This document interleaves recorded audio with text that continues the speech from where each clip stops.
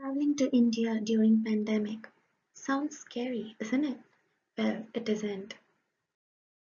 I had to travel to India a couple weeks back. All the information that I found online got me overwhelmed, and so I decided to put them together so that it would be of use for anyone that intends to travel.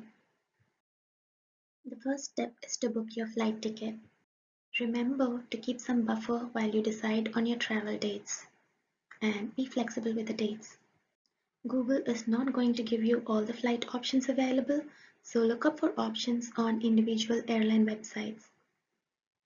Book a flight that departs at least after 72 hours from the time you book your flight.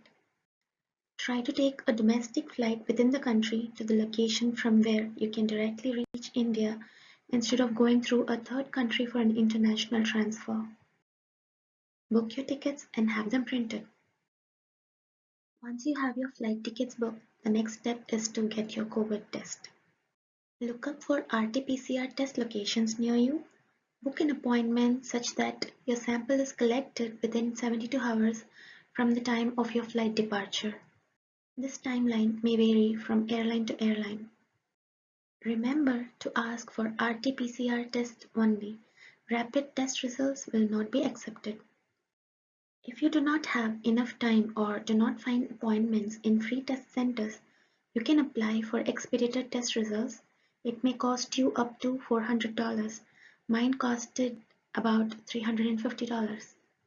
While you give your sample, give them a valid email address so that you can receive your result via email. Print your RT-PCR test result that you receive in your email. The next step is to fill a couple of forms in Air Suvidha portal. You will be using your RT-PCR result to fill these forms. The first one is the self-declaration form. I have provided the link for the self-declaration form, and the next one is the exemption form from institutional quarantine.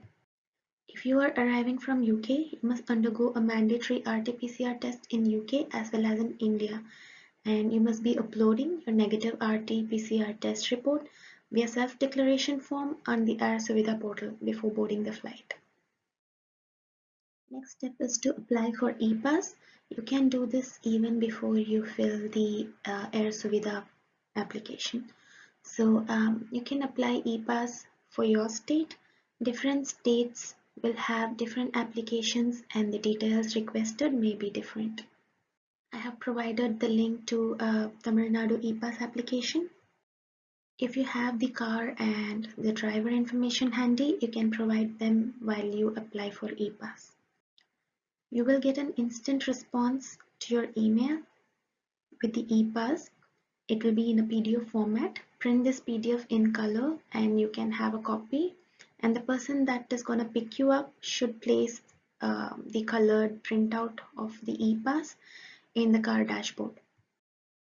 All the paperwork is done and you have to install Air Suvidha application on your phone. The airlines may ask you to show the application when you check in. I was not asked for any of the previously mentioned documents in US, but I was asked for all of them in India. Try to keep 2 sets of hard copies of all the documents. Once you land in India, keep your boarding passes handy as the quarantine exemption stamping will be done on the boarding pass. Collect your baggage at the first port of entry and check in if you are taking another connecting flight. You will be requested to provide your RT-PCR test result and your exemption approval from here, so keep them handy. Customs and immigration procedure will be completed in your first port of entry. Date of entry stamp will be made in your passport, and then board your domestic flight. Keep checking the airport and airlines website for the latest information. Rules may change anytime. It is very important to stay updated. Get N95 face masks, sanitizers and disposable gloves and use them throughout your travel. I got my N95 face masks from Amazon. If you feel suffocated wearing N95 face masks, then you can switch to surgical mask.